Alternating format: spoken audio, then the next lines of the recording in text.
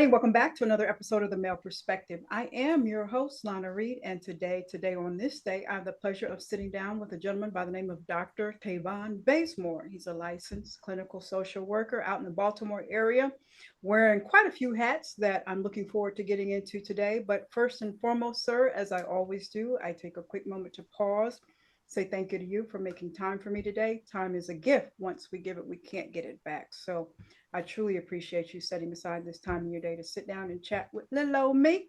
And with that, sir, welcome to the show. Thank you. Thank you. Awesome. So, as I mentioned, you are a social worker, and it's a very challenging, emotional job. And from what I was reading, you're a young man still. I'm curious, what made you choose this particular line of work to go into? Life experiences. Some of the traumas that I've experienced in life. When I got to graduate school, I thought that I was going to be in computer science. I love computer science and technology. I did that in high school, but I had a very strenuous professor who I tested out of remedial math, and I was in pre-calculus at Coppin, and we had a lecture and an exam every day, and I was failing them exams like it wasn't nothing. So I went and looked for another program, and I stumbled upon rehabilitation counseling. At the time, my mom was wrestling with substance abuse, and I was not too good in that area. Mm-hmm. Um, and so I walked down the hallway in the Jenkins building at Coppin State University. If anybody went to Coppin, they know the old Jenkins building. I walked down the hall and met social workers. And Okay. I started to look up social work, and then I decided this is what I needed to do in my life. Awesome. Awesome. Much needed. Um, when it comes to social work, for the outsiders looking in, it's always a very difficult balance about when to jump in. We see the next door neighbor and we're like, or we see the kid at school who seems to consistently not have lunch, or we have that coworker that's showing up on the job with some bruises, and we know they have an abusive partner, but we're kind of like, should we mind our own business, or should we say something? So from your perspective, because you have a decade now under your belt of working in this field, how would you suggest a person get involved, or what's the best way to get involved, because we need to get these people to help when they're at risk. So I don't suggest that people get involved. Okay. I believe that there are places for all people: police, Okay. CPS, Child Protective Services, Adult Protective Services. You call them, they Okay. go out, they investigate instances of abuse and neglect. Okay. Police can investigate domestic violence. I think that personally, yourself, you don't get involved. Even as a worker, I don't get involved. I'm a mandated reporter. So if Okay. I feel like there's something going on, I make a call. Now, when do I make the call? Okay. Um, when I have a gut feeling, right? Mm-hmm. And when I would want someone to call for me if I was in that situation. Okay. So not that I'm being a nosy neighbor, not that I think that kids should be eating pancakes, eggs, waffles, bacon with French toast and orange juice in the morning, but they having a bowl of noodles. And I Mm-hmm. think they should have something else. Not Mm-hmm. that a kid is telling me they have nothing to drink in their house, but they got water. Okay. And I think they should have juice and soda and assorted options, right? I want someone to call for me if they saw me in a situation because I'm not safe and I Okay. need help. But all I have to do is make the call. I'm not an investigator. I'm not going to go back and follow up with the family. I'm not knocking on the door to rectify anything. I'm going to do my part, which is be a mandated reporter and report. So Okay. whenever you have that gut feeling, right, that someone's not safe, and you're like, if I was in a situation, I want someone to call for me, and it's not done selfishly or Gotcha. self-centrically, that's when you should intervene. But your intervening should be within the constructs of your abilities, which is if you know that you are not an investigator, you're not a police officer, you have no power to change the situation, you will put yourself in danger. Mm-hmm. Get people that can address it to address it, and you've done your part. Okay. All right. And so, is it safe to say after you've done your part, if you see it still continuing to, do we keep on calling or? Oh yeah, you call as much as you want until Okay. someone goes. If you feel that someone is not safe and you can see the bruises on your now with an adult, you have to think about this. If you're calling the police and the person is still with that person and the police may be going out and that person may not want the police to intervene. Mm-hmm. So when you think about people that are 18, 21 and older, They have the right to make certain decisions. Hmm. Even we know people that are 18 to 21, they're still not adults. They have not That's matured to a right. point to make appropriate decisions. But when a person is 21 or older, they have the right to make decisions, right? So you might want to consider that. If you called and you keep calling and maybe nothing's changing, maybe they are choosing to be where they are. But if they're younger, keep calling. Hmm. Okay. It's always an emotional tie in these situations, and especially when you see families. I know as a mother, sometimes it's like, do I make the call? And then there's a possibility of this family being torn apart. Will that be a better outcome than keeping the family together? It's just always, it's just such an emotional situation. So, but since you've been with this for some time, with at-risk families, what are some misconceptions that you found that people have about what services they need and what's the best pathway to get them out of their situation and to keep them out of their situation? What are some misconceptions that you've seen people have over the years? The first one is that DSS is only good for, or the your local social services is only good for taking your kids, and that's not true. Your local Okay. social services is there to support you in any way that they can when you feel that you have limited resources. Okay. And so being open to go to places that normally have a stigma around you going there and engaging them, that's probably the best way and the only way you're going to be able to find support, right? So you have to go and you have to ask for help. We as a people, we don't take advantage of asking for help, and it's because we are normally the population of people that are over stigmatized Hmm. and as the highest population of needing, receiving, and benefiting from resources. We know that is not a truth. That is a That's fallacy. right. That's That right. is a fallacy. African That's American right. people do not make up the largest population of people who are securing resources from as social service administrations Got it. from Food and this and stamps. people have to understand that social services covers more than just food stamps and benefits and Okay. TCA, veteran affairs, and all of that stuff can fall under social services, right? Gotcha. And a large majority of people benefit from social services more than people of color. Oh, wow. So that's Okay. the first thing. The other thing is not knowing that resources are available. So one thing that people believe is that, and providers believe that because there are so many resources out here, right? There are so many doctors' offices and social service offices and therapist offices and PRP service offices, right? That people know what these buildings are. For the most part, they just see buildings. They see buildings. They don't know what you do. They don't know what services you offer. So they are aware that there are a lot of resources out here, right? But they don't know where these Mm. resources are, and or how to even engage them to start benefiting from them. So we see a lot of resources. The other thing is that a lot of our urban communities, they are resource overwhelming. They are.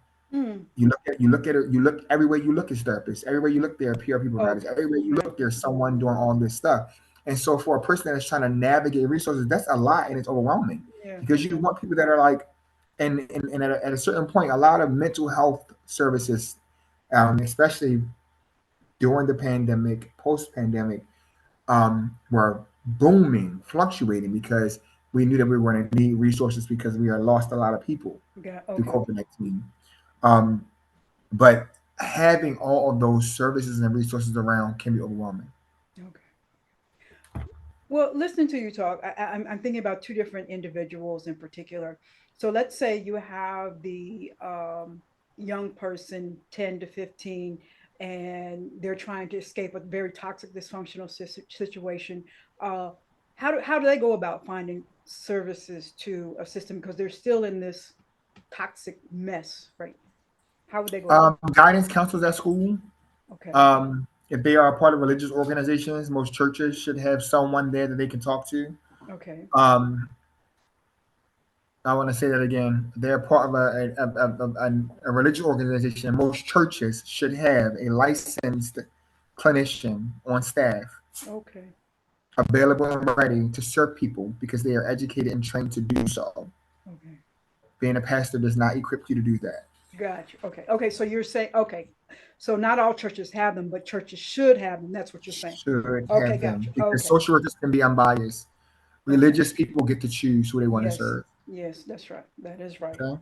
That is. And so they should and get their guidance counselors at school, nurses, Okay. anybody in the helping profession is a mandated reporter. Okay. Okay. they can get the information to the right place, Okay. so that those kids can get the help they need, services that they need. Okay. Okay. It's a lot for kids. They have to be Yeah. courageous. They have to be courageous. Okay. And I'm assuming, well, and I can't even assume that they have a cell phone because sometimes, if depending on the economics of the situation, they might not be able to pull one of these up and say, "Let me Right. Google and see where I can go to," Hmm. and then the peer pressure. A lot of times I'm assuming they're going to be hiding stuff. Like I don't want to tell my best friend or whatever that Hmm. I'm going home and there's nothing to eat, or maybe the lights Hmm. are off or something like that. So it might be complicated to deal with. Well, let me move on because I have a short amount of time and I want to get to all of the hats that you're wearing. So I'm gonna, but I want to say congratulations. If I had the music, the soundtrack with the applause and everything, but I see you recently acquired a position, senior director of housing. Housing and healthcare for the homeless in Baltimore City. Hmm. He's giving hand claps. I'm so proud of Thank you, you. thank you, thank you, Love to see my people going up, going up, going up. thank you. Um, but your particular job, you work with homeless, and I think across the United States, like every city is struggling with this homeless issue. But there in Baltimore, what initiatives, programs, tactics do you see your city employing that have been effective for this population? So I have been here for 6 months. I have a lot of my background has been in child welfare. I was previously the program manager of Child Protective Services in Baltimore City DSS. Um, for a while, and then I transitioned to this. So one thing that I do love that we do is two things. One is harm reduction. That is that we don't focus on eliminating behaviors. We focus on supporting our clients to address their needs and behaviors in more effective and healthy ways. So it might look like a person who is a heroin addict or a person that may shoot dope, right? Hmm. Me not trying to get them into treatment and me not trying to get them to refrain from using drugs, but me making sure they have clean needles, they have an Okay, appropriate place to use, and that they are storing their drugs in a way that their children or other people cannot get into them. That's harm gotcha, reduction. gotcha. Um, the biggest thing also is housing first. That's the second thing, housing first, which is once we get people in a home, we can address all the other things. Like we really can't be effective in addressing the mental health, the substance abuse, the domestic violence, the medical issues, and all those things until we get people in a place that is their own.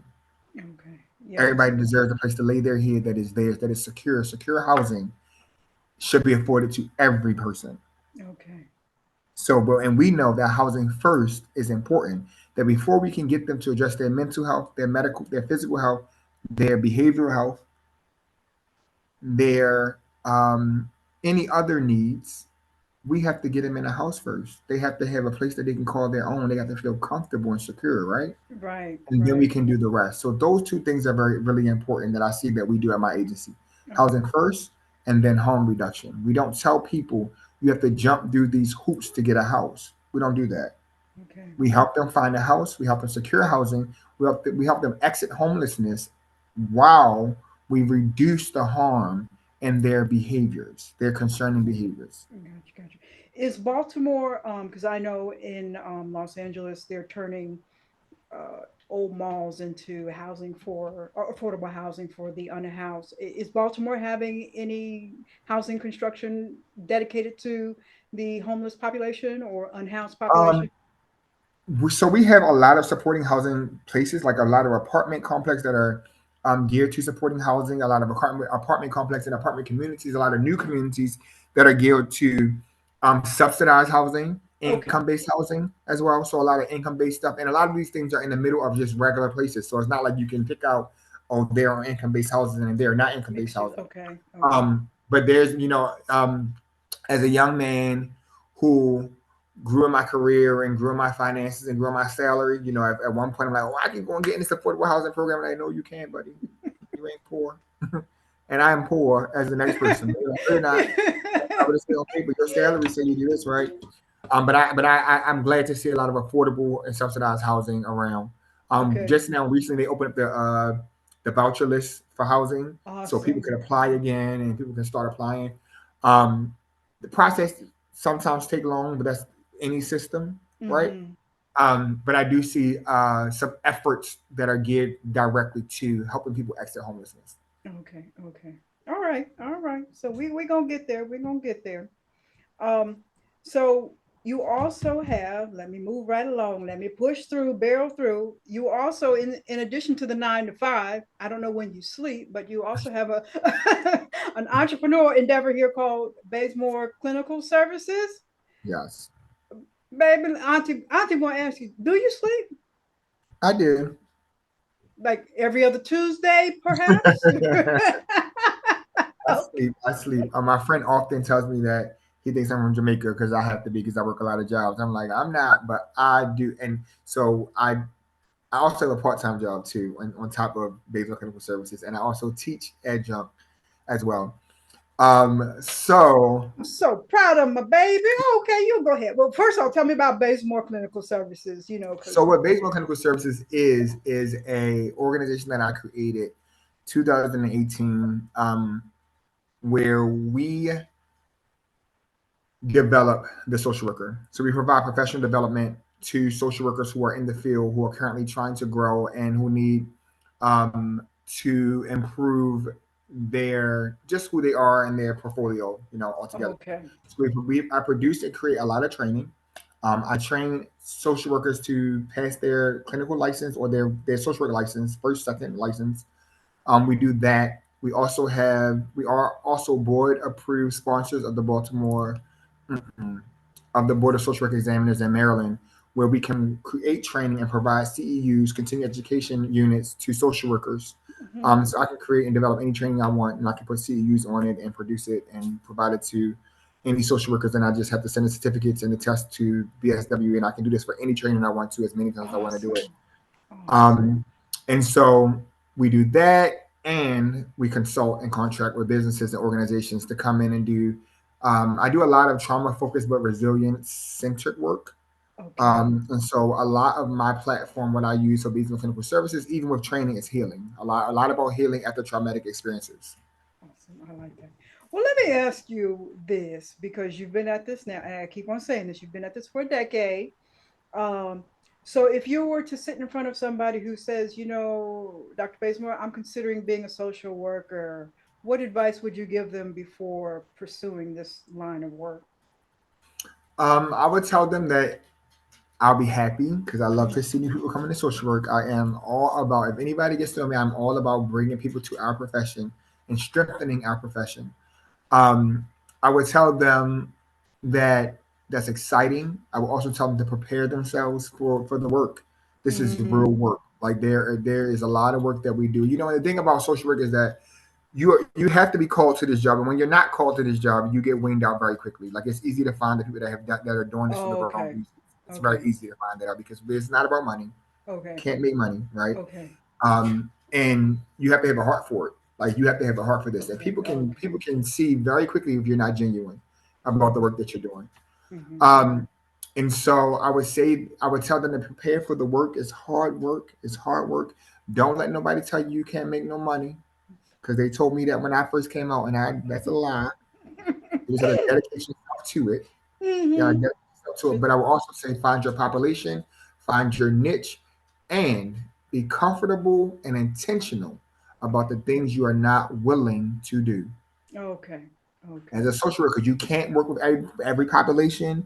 You can't work in every field. So they're different. We have meso social work, which is organization, systems, and things like that. We have macro social work, which is community based, larger organizations, bigger in the Okay. community. And then we have Okay. micro social work, which is individual therapy, working with people individually, right? Okay. You have to know your niche. And so for me, I don't particularly work with the older population, like our gerontology. I don't want to do that. My Mm-hmm. thing is child welfare. I know my niche. I also know that I don't have the heart to work with perpetrators of sexual abuse.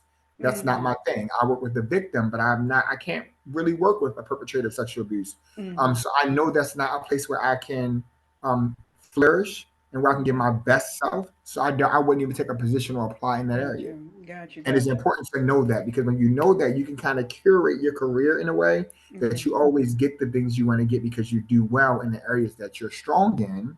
Gotcha, and not gotcha. try to spread yourself thin and do work in places that you don't like, because when you don't like it, you underperform. And regardless of what you think, that performance evaluation sticks to your career. Gotcha, gotcha. So know what you want. And also because you are providing a service to another individual that dearly needs you. I mean, if your heart's not in the job, so that's why I would think that it's so important for you to find where your Yeah, niche we have is. a job because people hurt. We have a job because people are in need. I want one day. I can't wait for the day I don't have a job. Mm, If you don't hear a social worker say that, they're not a good social worker. mm, wow.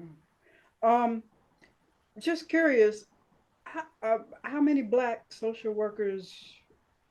Because I'm thinking it looks better. I mean, you would be received better as a Black person. I'm going to be receiving a Black social worker better than somebody else. So I'm just curious Mhm. about how many of us are out there in the market doing this work. Is it There are more African American social workers out here doing this work. This work is dominated by Caucasian people, okay? um, especially in administration and management and executive leadership. They dominate. Okay. When it comes to frontline staff and working, we dominate. Right, middle Oh, management is a fluctuation of okay. the two.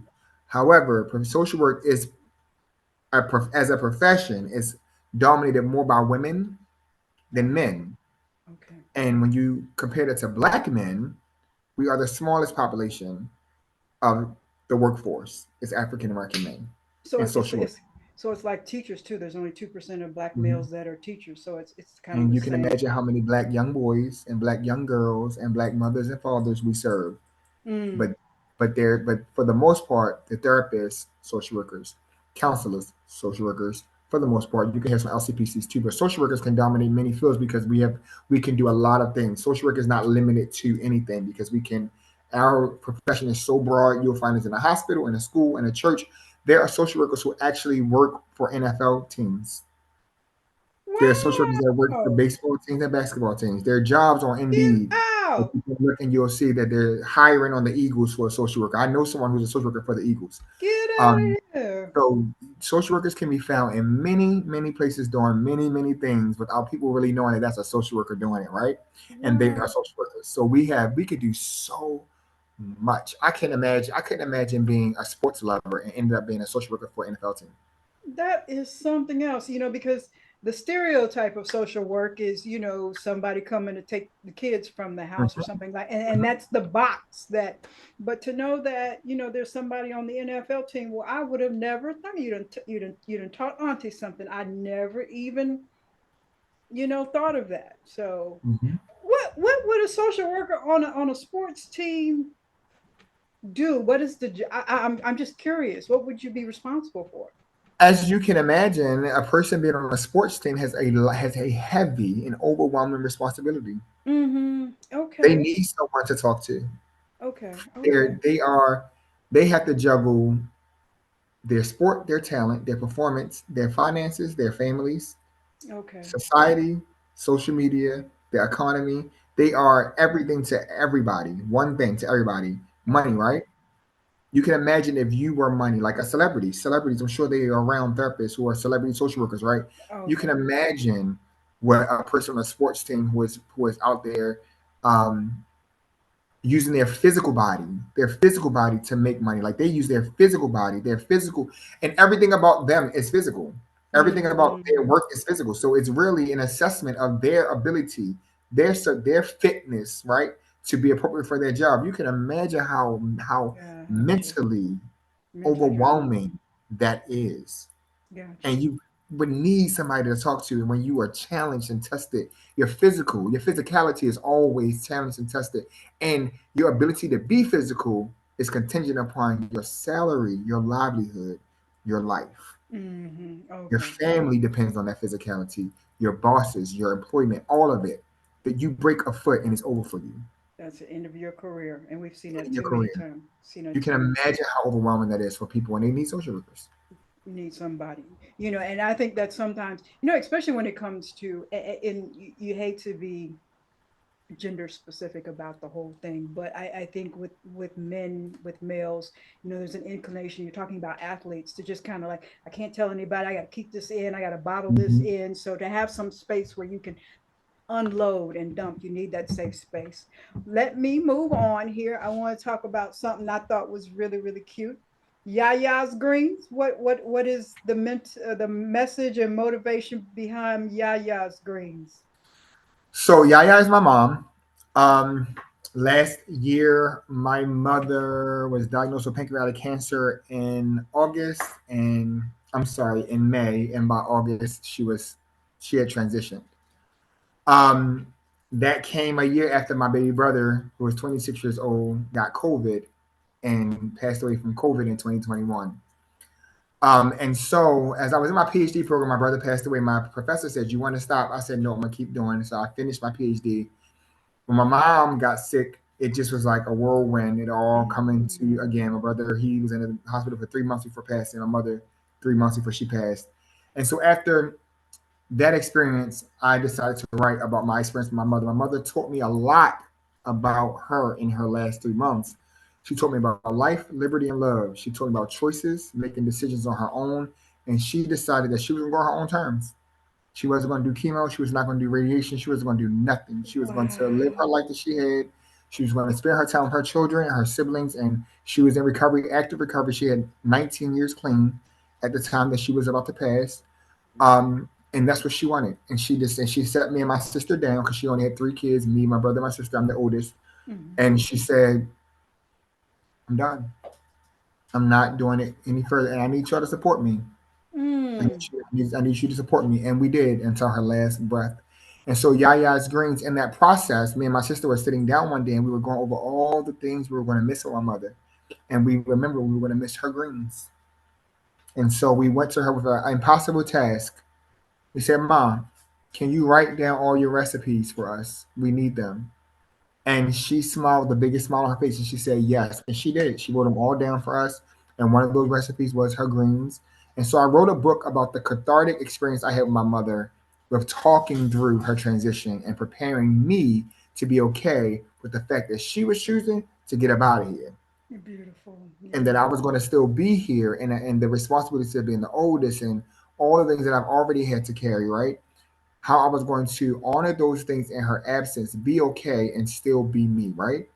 And Hmm. in that process, my mother taught me something that I didn't know that I would be taught, and that was how to find peace in a person's decision and their Mm, choices, even if that choice was to decide to not fight too much, but to enjoy life while you could, right? yeah.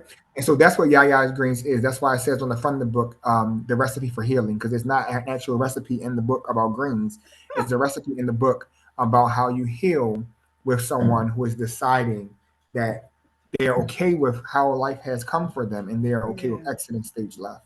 That's right. She said, I gave it my all, now it's my time and let me go in peace, because sometimes it's more spiritually unease to kind of go through that process, the chemo and all of that stuff, so, but, Yeah.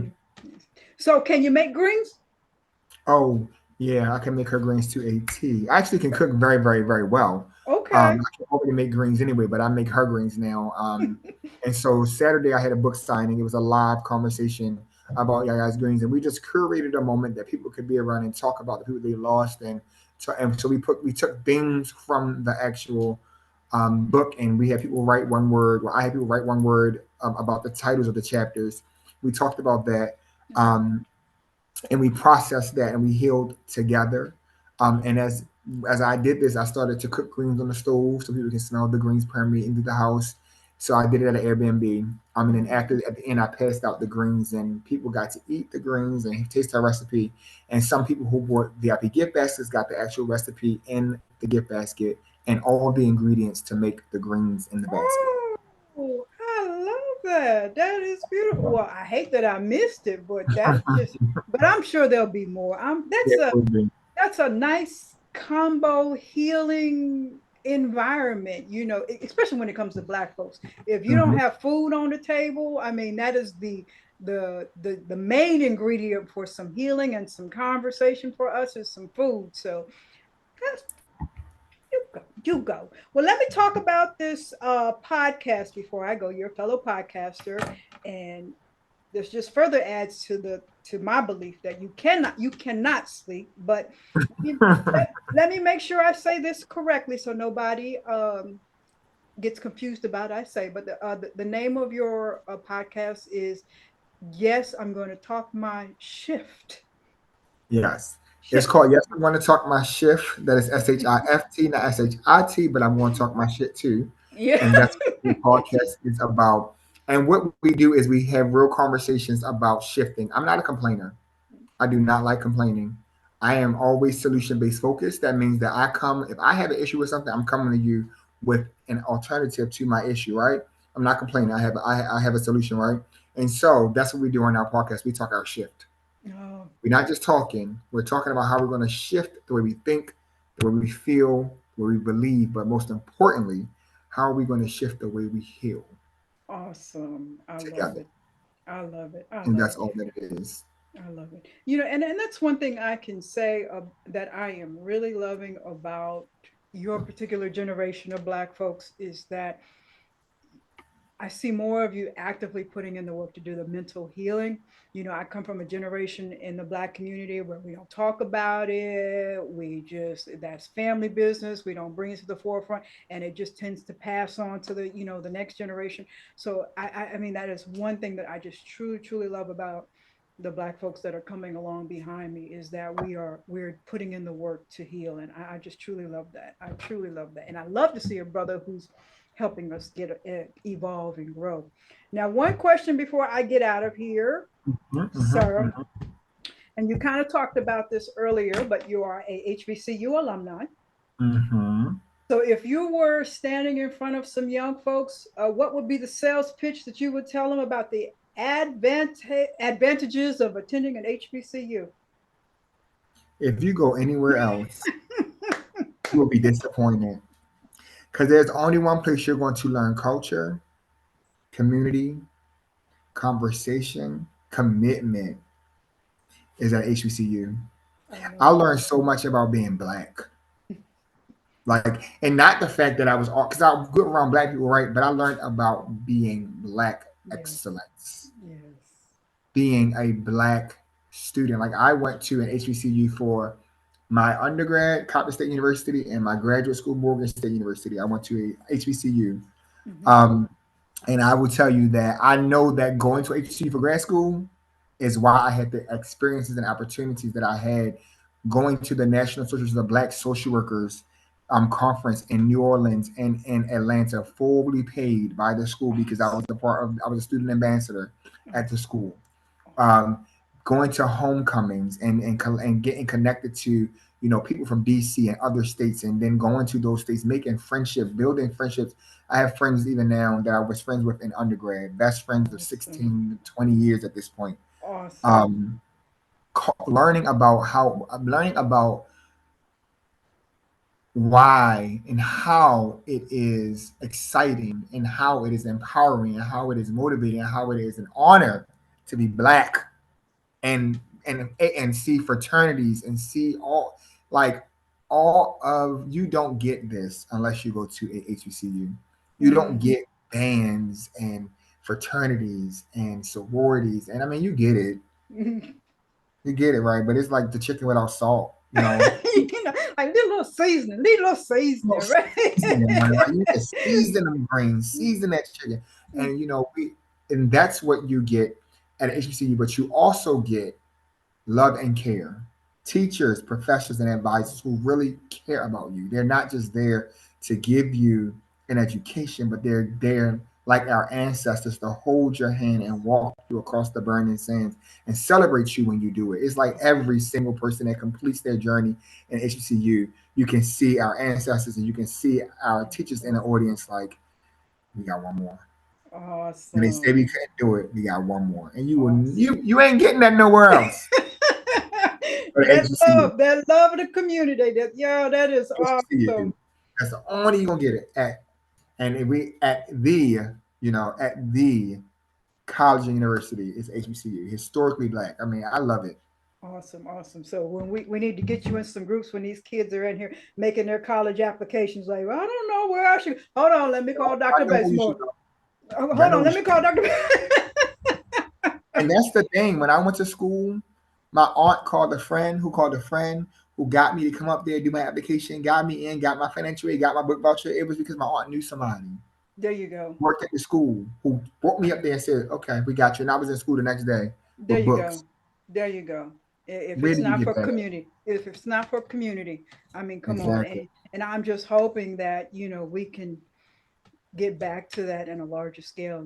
So, all righty, love. Let me ask you my random question, and then I'm going to ask you to tell us how we, wow, I don't know, get the book, how to connect with, just everything. You're going to tell me how we connect with you for everything. We got another PhD in the works. You're going to do so? I know you got something else. School is over. Okay, all right. School is over. Auntie was just trying to put something in the universe, so I'm just gonna put another book or something in, or maybe a traveling. Definitely some another book is coming. Okay, okay, And we're developing and we're working on developing training and getting some okay. events and conversations out there. We can curate more healing for Black for anybody that wants to attend to come and actually Okay. have non-traditional healing conversations. Okay, because I can see like the traveling Airbnb, Yaya's thing. I Mhm, can see that. Okay, mhm. well, all right, let Let's me. speak that into existence. There we go. All right, let's see what we got here. What was your favorite class in high school? My favorite class in high school was computer technology. Okay, okay. In And even till Baltimore. today, I can take apart computers and put them together. And I still know a little bit of my programming, not as much as I used to know. And I'm good with numbers. I can remember any sequence of numbers after seeing it one time, for two times for sure, three times it's engraved in my mind forever. Awesome. Okay, computer tech. Baltimore high schools are known for their computers. If something It is depends. So in Boston, we have citywide high schools that are known for different things. okay, Some are known for like the cosmetology, some are known for computer tech, but most of our high schools you have to get in a um I forget what they call them, but you have to have something that you're doing. So you're gonna do computers, you're gonna do cosmetology, you're gonna do something, but you have to have a pathway that you're taking for graduation. for Mine was okay, computer science okay, and computer awesome, technology. awesome. Alrighty, What law dear. in high school? Tell us how we pick up the book, how we connect with you. We want to pick your brain on how to get into social work. Just give us a whole gamut.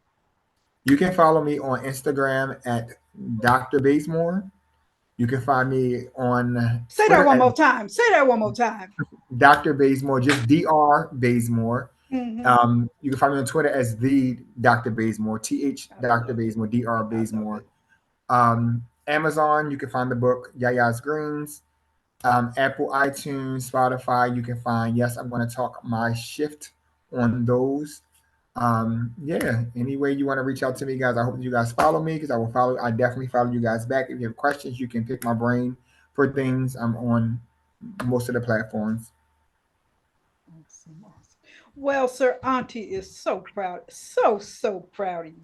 Thank you. I am so proud of you. I mean, I know you get it all the time, but it always helps to have one more. So I'm throwing mine in the pot, and I'm looking forward to peeking in on you in a couple of years and seeing more and more. And hint, hint. Next time I'm in Baltimore, I want some greens, some I got you. greens. I Okay. promise you. And thank you for this opportunity. I really appreciate it. I appreciate you, dear. I appreciate you for being such a wonderful example for those in your age bracket, those younger than you, even those knuckleheads older than you. I just appreciate you being an amazing example. So keep on doing you, keep on being awesome. Okay. Thank you. That is all for this week's episode of The Male Perspective. I'm your host, Lana Reid, and I will see everybody next time.